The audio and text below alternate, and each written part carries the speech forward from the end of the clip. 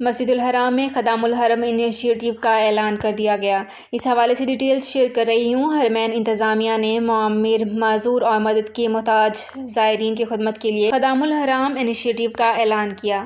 سعودی news کے مطابق initiative کے تحت معمر اور معذور زائرین کو مفت خدمات پیش کی جائیں گی۔ تمام خدمات کی فراہمی رضاکارانہ طور پر ہوگی، جس میں ویل چیئر کو دھکا دینا، طواف اور سعی کروانا یا کوئی اور خدمت پیش کرنا شامل ہوں گے۔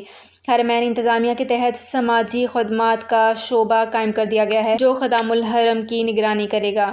رضاکارانہ خدمات فراہم کرنے والے خواہش مند اپنا اندراج کرائیں گے، جس کے بعد انہیں ضروری تربیت دی جائے گی۔